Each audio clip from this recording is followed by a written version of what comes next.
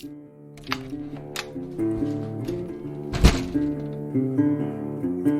is 50 Feminist States, a road-tripping storytelling podcast visiting all 50 U.S. states to interview feminist activists and artists about their work for gender justice. I'm Amelia Hruby, and this week, we're in Montana. I mean, Mr. Big Leggins, who lived next door to us at one point, said, "You've just got to learn to stretch your eyes," which I love that. You know, the way you see things, the way you look at things is really shaped by the environment you grow up in. And for me, that place is the prairies, and it's Montana, and it's Indian country, because all this country, in my view, is still Indian country. Hi everyone, Amelia here, your tour guide, host, wanderer, listener, guiding us on this 50 Feminist States journey. I am so thankful for all of you who have listened to the first episodes of Season 1 of 50 Feminist States, and I wanted to let you know that I'm actually back out on the road, traveling, and doing interviews for Season 2. Over 100 amazing Kickstarter backers helped fund Season 1, but I could use more listener support to help cover expenses as I'm traveling and producing for Season 2. So if you have anything to share, you can do that at 50feministstates.com/support. I also have some kick-ass t-shirts and tote bags available. You can find those at 50feministstates.com/shop. And those purchases help me stay on the road and keep doing this work as well. Thank you so much for listening. This week, we are in Montana, and we're going to get back on the road. When I was in elementary school, we had to do a project where every student was assigned a state and had to make an elaborate profile about it and present it to the whole class. My state was Montana, and I dutifully looked it up in an encyclopedia, searched for it online, and even sent away for a map and brochures from the Montana State Tourism Board. I'd mostly forgotten this until a few years ago when I first drove across Montana and had an eerie feeling that it was all so familiar. I don't think the familiarity came just from the fact that I'd done this elementary school state project ages ago. There's something about the way that Montana mixes a Midwestern character with progressive commitments that reminds me of how I came to my feminism and progressive politics. But enough about me. Montana is the 4th largest state in the U.S., but it is 44th in population and 48th in gross state product.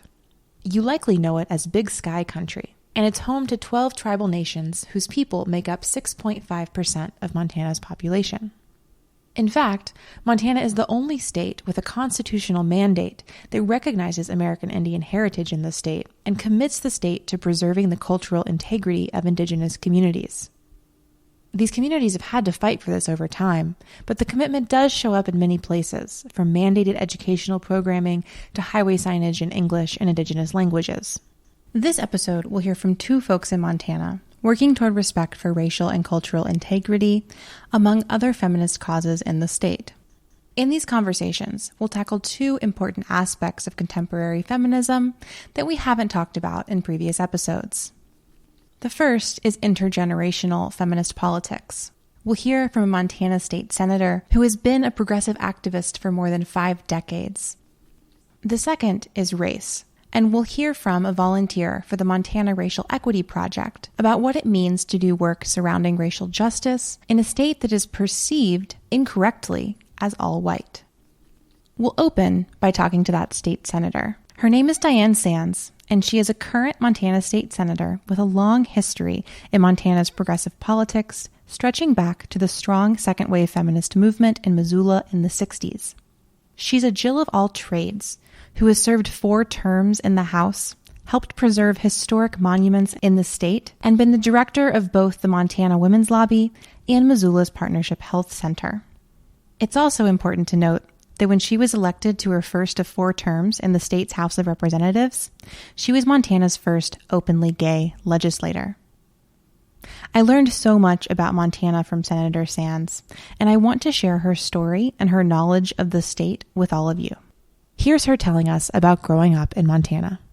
So I'm Diane Sands. I grew up in Montana, as I said, born and raised, and for many generations on both sides of my family. And so I do view myself as a Westerner with a different point of view than many people on the coast have, and also as a prairie person and as a reservation person. My parents and my grandparents on both sides, my dad's side were homesteaders coming into the prairies of eastern Montana, German homesteaders, and my mother's side had been here for several generations more in the Bozeman and Butte area, and she was a political activist, my grandmother on that side, and even had a college education back in the 1880s, my great-grandmother. So I view myself as having grown up with a tremendous amount of privilege, coming from families that were mostly functional and educated and not much money. Both of them were teachers in small school systems, and I know my dad borrowed money from his sister to make sure we all got fed, etc. But in spite of all that, the opportunity to grow up as a white person on an American Indian reservation, which is not that uncommon for people out there who don't know anything about reservations. But it did change the focus of my life. First of all, I think the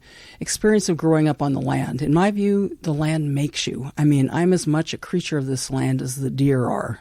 And in perspective, Mr. Big Leggins, who lived next door to us at one point, said, "You've just got to learn to stretch your eyes," which I love that. The way you see things, the way you look at things is really shaped by the environment you grow up in. I think that's true whether you're in a city or whether you're in the country or where you grow up. You do see things differently based on that place.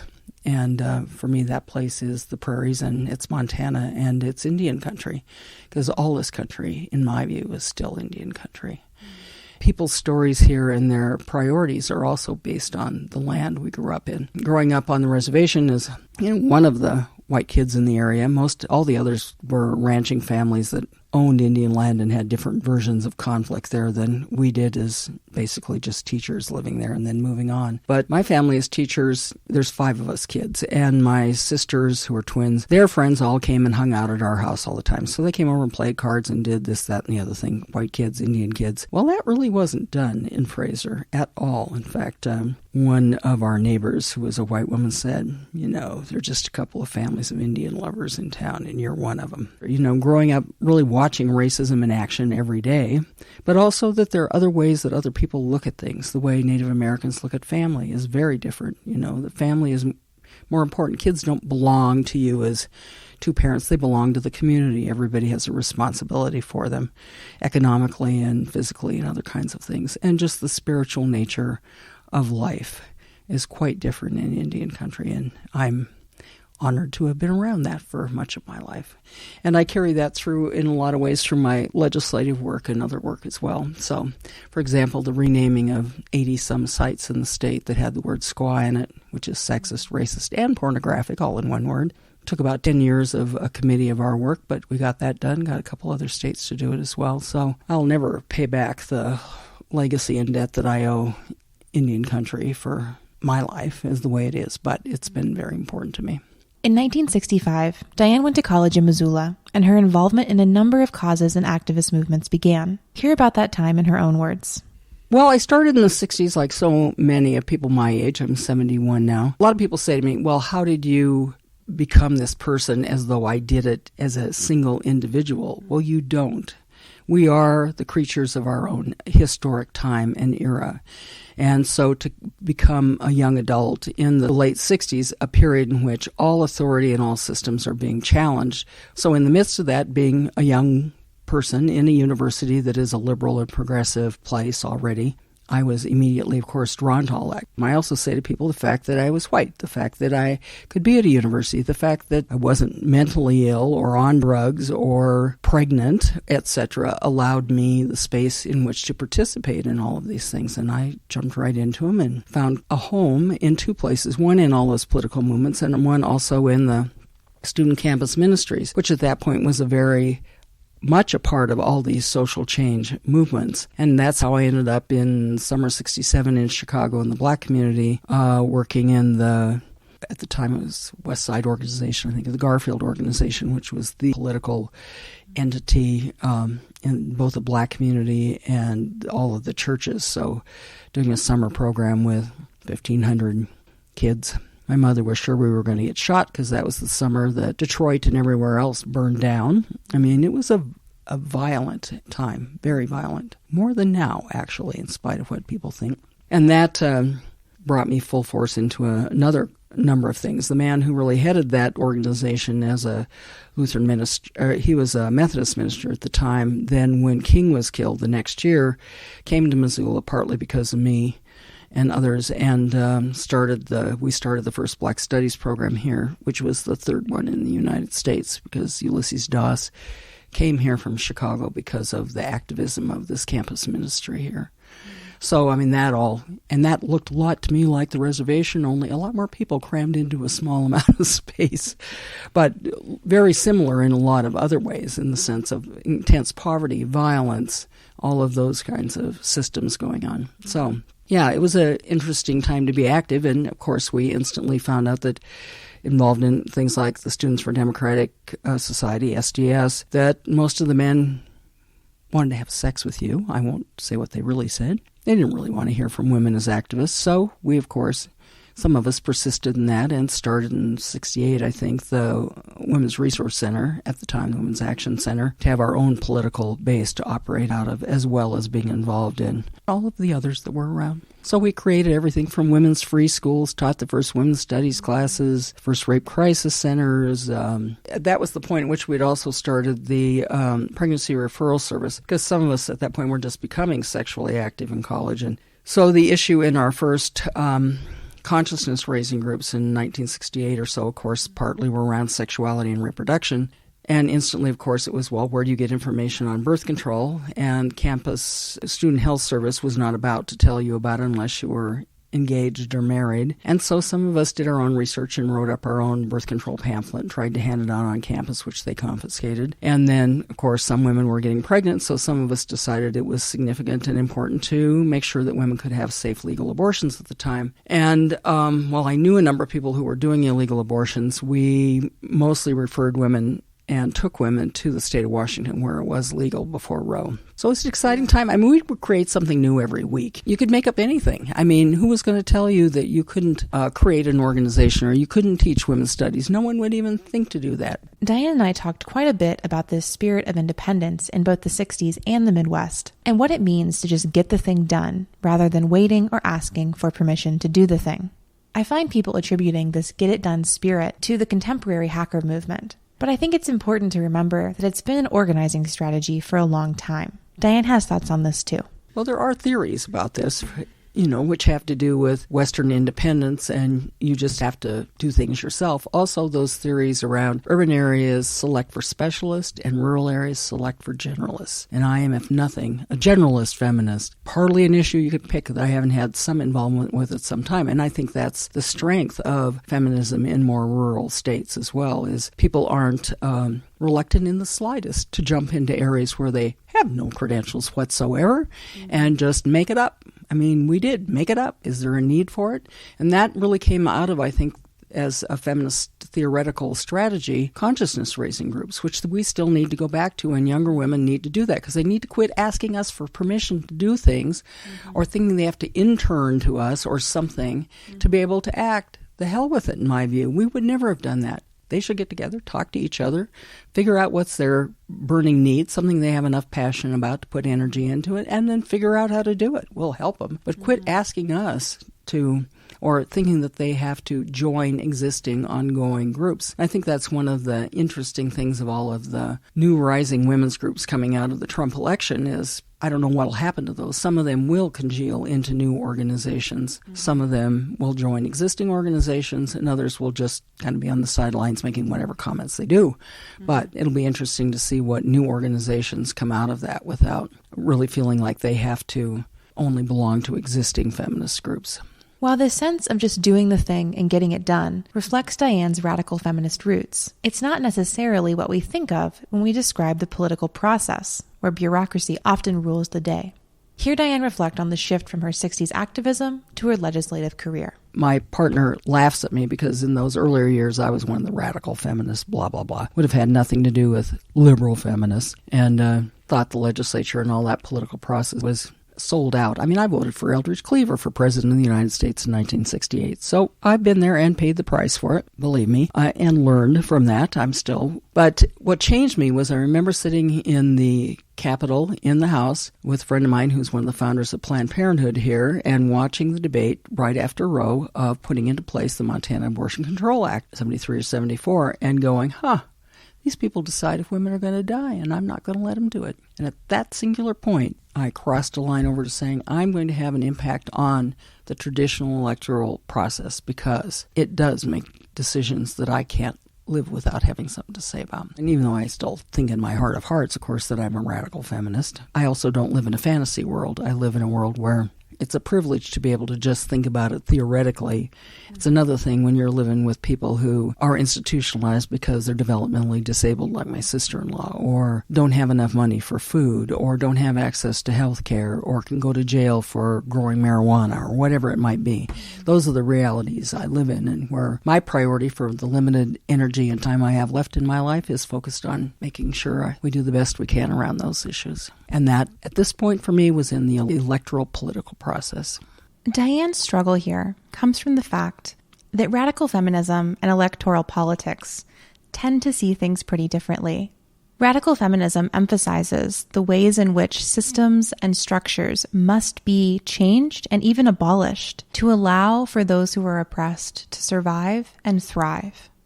The electoral political process, on the other hand, tends to represent what we might call incremental change, considering the ways in which we can utilize bureaucratic structures to make impact in people's lives. This is a process that might be taken up by what we'd call liberal feminists, who are going to emphasize equality and working within existing systems to change women's lives. Diane already recounted for us the struggle as she shifted from that radical feminist system to the electoral political process. But now we'll hear about what it took for her to get into office and why it's so important to her to be a politician. The first time I ran, I was the first out gay elected official, and I won by, it was 90% of the vote in the urban core of Missoula, which is very political and lefty and all that. The area I serve now is 500 square miles in the western part of the county, much more conservative. And yeah, I won by 35 votes. I'm hoping to win by considerably more this time. But yeah, it's a different challenge. But I love the legislative process. It is an interesting place that forces you to be humble, for one thing, because, first of all, while politicians say all kinds of themes about how they support this or that, frankly, you can't know that much about most issues. You know about an inch deep in most of them. But when you really get into the detail of working issues, they're very complicated, if they're of any significance, and have other points of view you have to take into account. So how do you work with the other points of view to craft something that serves everybody in the state's interest and contains enough of what you are trying to get at? You don't get anything that's perfect usually, but so humility it teaches you. You have to work with people you disagree with, which I adore. I think that is one of the best things about the traditional political process. It forces you to get out of your damn bubble and talk to people who don't agree with you. And sometimes they're right. And they certainly have a different point of view that could be correct. I totally agree with Scott Sales, president of the Senate, who says he never votes for any of this stuff that has federal money. He says we're making it up at the federal level. I say, you're absolutely right. It's totally fake money, and I'm still going to take every bit of it I could get. As long as they're offering it, I'm taking it. But it forces you to have conversations and build friendships with people you disagree with, and that's what you have to do. If you live in a rural area, you learn that too. If you are living out there on a country road and it's winter and your car stalls or you can't get somewhere, you depend on each other, regardless of what your political point of view is. These sorts of cars stalled on country roads relationships may seem unique to Montana, but Diane also reflected on how relationships are at the core of any political work and should be at the core of government itself. What is the role of government? Feed people. If we can't feed children, if we can't take care of children, if we can't provide health care, if we can't get my sister-in-law out of an institution because she's developmentally disabled, why are we government? To me, that's the purpose of government. General welfare is very important to me, and it comes out of that both Judeo-Christian background and my life on the reservation. So that's why I do the work that I do, and I'm pretty damn good at it. And persistent over time. That's the other thing I think electoral politics teaches you how to do that, is things such as the package of rape bills that I got introduced and passed last session go back to, a sexual assault on campus, a gang rape football team of a woman. The university convinced the woman to leave. Well, I went down, spray-painted rapist all over the guy's house and issued a statement for the press. These days, I pass a package of legislation that includes the requirement around consent. How do I do it? Well, I do not allow a discussion to degenerate into all men being rapists or all women. None of that. No feminist discussion here whatsoever. I get the military to come in who have adopted language around consent in their prosecution. In all the study of this, the Republican County attorneys who are prosecuting sexual assault come in and talk about how it works. The Brigadier General of the military in the state comes in and talks about the statute that includes language around consent. The Republicans and the men go, okay, 148 out of 150 votes for it. Strategy. It's all in the framing and in the relationships. I mean, if primarily a lot of those men did not trust me or like me, that would never have been even possible. It isn't that we don't dramatically disagree on issues, like on the abortion issue. I'm the one who ends up countering those issues on the floor. Defending those rights are really fundamentally important to me. But it is about relationships. And in this state, if you want to do political work or any kind of work, it's about relationships. It's not about your position. It's about your relationships. Diane shared so much more with me about her career and experience, but I wanted to pause at this emphasis on relationships to bring a new voice to this episode and illustrate how another organization in Montana is taking up this call to build relationships and resist oppressive systems. The Montana Racial Equity Project, often called Montana REP, is an advocacy group for minorities in Montana and the state's only Black-led nonprofit. In a state that is 89% white, their core offerings center on education about racial injustice to raise community awareness about inequity in the state. I spoke with Aspen Hougan, a Montana REP volunteer and co-instructor of the group's popular Dismantling Hatred workshop. I've been involved with the Montana Racial Equity Project for close to 2 years now. During the sort of 2016 election cycle, I sort of got very into my emotions and very depressed and upset about what was going on. I'm sure this is a fairly familiar story for a lot of people. And the night of the election, and I went, well, I can either spend an indefinite amount of time being scared and upset, or I can find literally anything to do with myself to make it better. Mm-hmm. And I was peripherally aware of Montana REP because one of the girls I went to graduate school had been an exchange student. And the mother of her host family, Judith Heilman, is our founder and executive director. And so in November of 2016, I went, okay, literally the least I can do is I'll follow this Facebook page. And I'm like, maybe there'll be some opportunities. Maybe I can at least get an idea of where some work can be done. Mm-hmm. And Judith put out a call for volunteers in December of that year. I was like, oh, pick me. So I've been working as one of the main admins for the Facebook page since December of 2016. And then we do a workshop, it's now a 7-hour workshop called the Dismantling Hatred workshop, which is sort of our signature organizational offering. And I started doing that in the spring of that year. And so it's been about 18 months now that I've been a co-instructor as well as running the Facebook page. I wanted to hear more about the Dismantling Hatred workshop specifically and everything it entails. So here's Aspen walking us through a workshop day. So the ultimate goal of the Dismantling Hatred workshop is we want to take people who are kind of where I was when I got involved, who want to do something about racial justice and don't know how and don't have the tools. And so we start in the morning with terminology. So we begin by laying out, here's the vocabulary for talking about race. Here's what we mean when we say racism versus prejudice versus bigotry. Here's what a microaggression is. And we actually have a fairly long part of our presentation dedicated to, here are some examples of microaggressions. Here's why you might say something you think is nice or harmless and what it really means to a marginalized person to hear that. And then we ask people to look at their own cultural and racial lenses. When I first took the workshop, and this is a shared experience that a lot of people have reported, I considered myself to be pretty woke at the time. And I still sat there and I was like, it was like, what do you value or find unique and important about your own race? And so I looked at this question for a while and I kind of sat with it a minute and I went, oh my God, I'm white. Like it's so blinding to be white.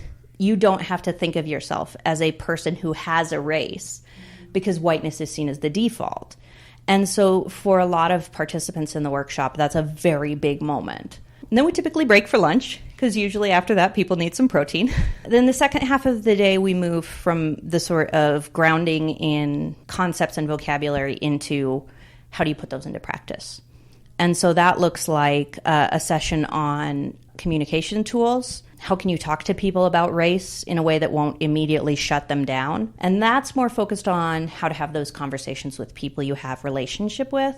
You know, Thanksgiving dinner with your super racist uncle, the coworker who thinks that it's super funny to make jokes about Indigenous people. You know, like, how do you have a conversation with that person? What are some tools for starting that conversation that are not immediately going to put them on the defensive and cause them to not be willing to have this conversation with you? And then from there, the last portion of the training that we go into is bystander intervention. And that's really kind of, we put it at the end because it's what we're leading up to. You know, we want people to be equipped to do everyday anti-racist work, but we are also very concerned with making sure that people know how to intervene in emergent situations in ways that are safe and that center the oppressed person. So we talk a lot about, what do you do if you see somebody being harassed in a grocery checkout? You know, what do you do if somebody is shouting racial slurs at another person on public transportation?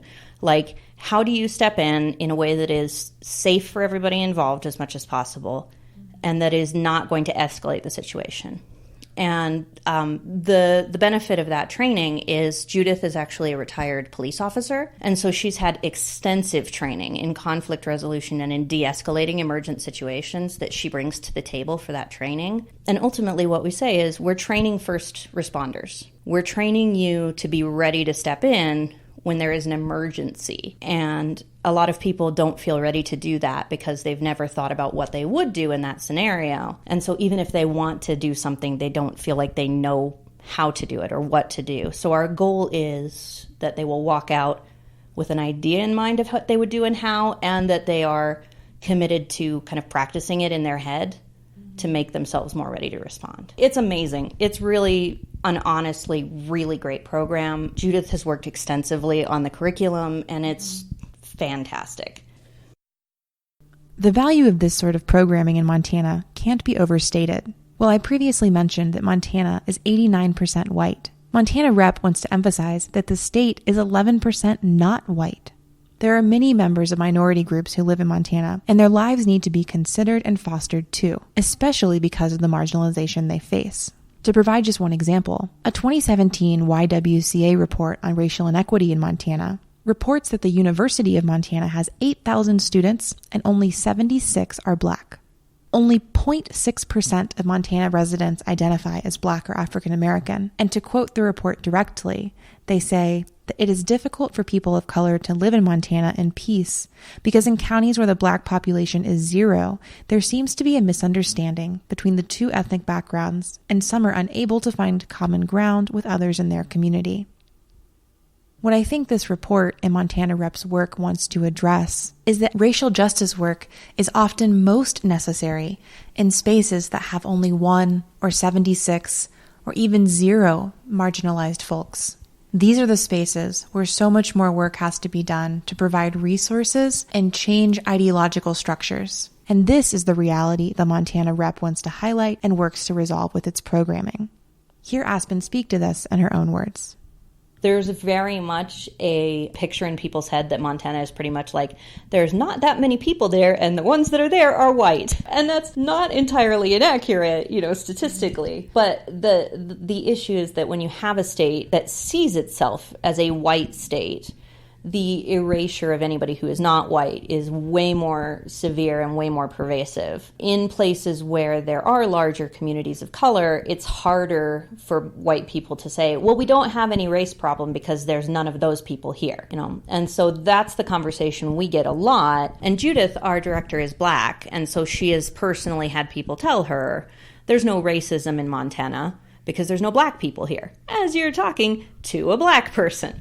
But the truth of the matter is, especially in the larger cities, that there are people of color here, and there always have been. There are Black communities throughout Montana. There are Black people living as the only Black person in a white community in the smaller towns. And then, of course, we have a huge Indigenous population. Mm-hmm. And so racial equity in Montana specifically has a lot to do with racial justice for our Indigenous population. And so for us, a big part of what we do as an organization is to push that idea of visibility. Not just that there are people of color here, maybe you don't notice them. Maybe the reason you don't notice them is because racism and white supremacy have taught you that they're not here. But then also the sort of uncovering of racism is a really big deal in Montana. There are a lot of really serious incidents of racism, especially with our Indigenous communities. You know, there's very much a stigma against Indigenous people in Montana. And it comes out in a lot of really gross, ugly, sometimes institutional ways. You know, we have volunteers who are Latinx, we have volunteers who are Asian American, who are Indigenous, and every one of them has multiple stories. And so part of what we do is to try and help people understand, like, this is happening here. We wouldn't, like, there wouldn't be a Montana racial equity project if there wasn't a need for a racial equity project in Montana.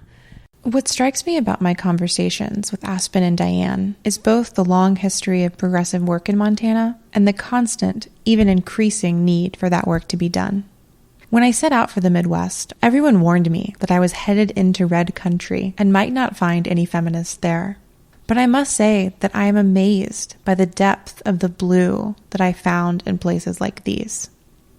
And just like Montana Rep wants to change the idea that Montana's population is all white, I want to change the idea that its political landscape is all red as well. There are vibrant communities of color in Montana, and there are powerful progressive organizations here too. If you're interested in racial equity in Montana, or Montana Rep's programming specifically, I'll link to Montana Rep's website and the YWCA report I cited earlier in the show notes. You can find those at 50feministstates.com/podcast. And Diane Sands is currently running for re-election for Montana State Senate. We wish her the very best with her campaign, and I'll link to her website in the show notes as well. I also wanted to say that my conversation with Diane only scratched the surface of the deep and impactful activist work she's done over the past 5 decades. I actually originally found her work through the Montana Feminist Oral History Project, which she organized in the early 2000s to collect and interpret the history of second-wave feminist activism in Montana. I'll link to that in the show notes as well, along with her 1980s article on using oral history to document illegal abortions in Montana, a piece that feels unfortunately relevant and necessary to revisit in the contemporary political climate. Next episode, we'll travel east to North Dakota. Until then, I'll see you on the road.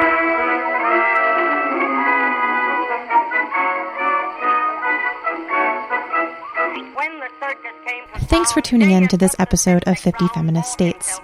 You can follow 50 Feminist States to stay updated on episodes and road trip happenings on Instagram at 50 Feminist States. That's FIFTY Feminist States. Our opening music is by Lobo Loco, and this wonderfully sexist song that you're listening to on our way out is a recording by Billy Murray from 1916. Special thanks go out to Diane and Aspen for meeting with me and sharing their insights into Montana's feminist landscape. I also have to thank the 100 or so Kickstarter backers who made funding this season possible. Until next time, wild ones, we'll see you on the road. It was grand, but can you tame wild women? So they'll always lead a sweet and simple life, with a wild, ferocious glance that pierced him like a lance. You made the grizzly bear get up and do the hula dance, but can you tame wild women? If you can, please tame my wife.